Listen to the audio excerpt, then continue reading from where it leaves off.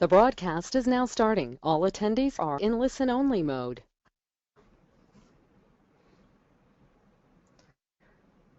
Okay, everyone, thanks for waiting. My name is Riley from CB Insights, and I'll be walking you through a few housekeeping items before turning it over to Carrie for the presentation. First, don't worry about taking notes, as we'll be sending both the slides and recording to you right after the webinar. Second, if you have any technical difficulties during the webinar, your best bet is to reach out to the Citrix Help Desk. You can also tweet at us or send an email to webinar@cbinsights.com, and we'll do our best to help. But again, we'll send everything out after,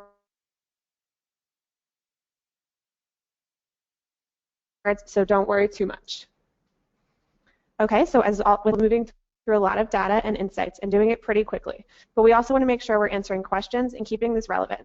So throughout the webinar, feel free to ask us questions using the Questions tab within GoToWebinar or via Twitter using the hashtag Google Teardown. So a little bit about CB Insights. We're a data science and machine learning organization backed by Pilot Growth Equity and the National Science Foundation. We track every private company in the world and all the investment and financing activity related to them to help our clients answer more questions about major trends, competitor strategy, potential disruptors, and much more. Here you can see a few of our happy customers. Now a little on Carrie. Carrie is a research analyst here at CB Insights and a graduate from Columbia University. He focuses on auto tech, transportation, and logistics, and his research has been published in dozens of publications, including Quartz, the New York Times, and more. Before CB Insights, Carrie worked as the management consultant at Simon Kucher & Partners, and I'm going to hand it off to him for the presentation.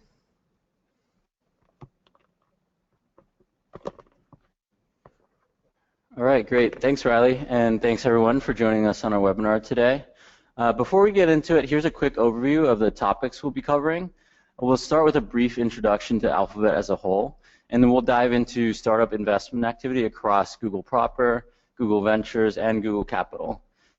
Next, we'll tease out trends from recent M&A activity and also pull some insights out from our data on patent applications. Finally, we'll wrap up by looking at specific activities within a few key sectors, and we'll save some time for questions at the end as well. So first, let's set the stage with a few background facts on Alphabet and some relevant data points to frame our teardown. So we've just passed the one-year anniversary of Alphabet itself, and given how the breadth of the company has evolved, it's helpful to see how its structure has also changed.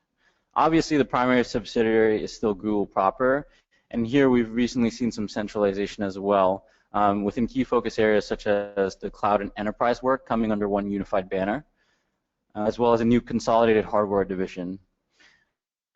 Then we have all the other Alphabet units, including investment arms, healthcare projects, and so on, and of course the ex-Moonshot projects as well.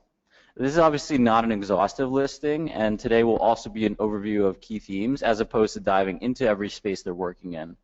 But we've covered everything else in detail with the 7,000-word teardown, which you'll be receiving a link for with the webinar materials if you haven't seen that link already. Now, we won't get deep into the financials here, as that's a well-covered space, but we do want to highlight a few data points that are relevant for context when we look ahead.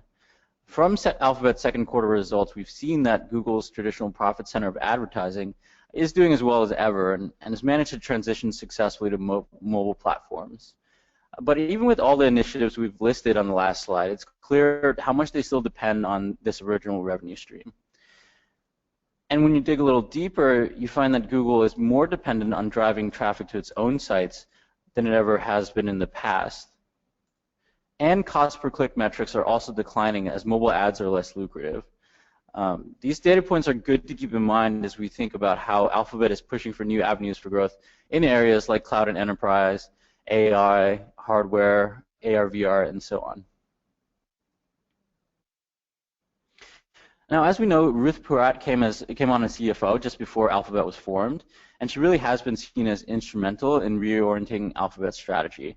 This quote really highlights the balancing act that the company is trying to find between these new avenues for growth and doing so in a fiscally responsible way, especially with those moonshot projects. Philosophically, this is a significant change from traditional Google, so it's not surprising that we've seen some turnover and departures among the Google old guard. So with that in mind, let's break down activity across the company's different investment vehicles.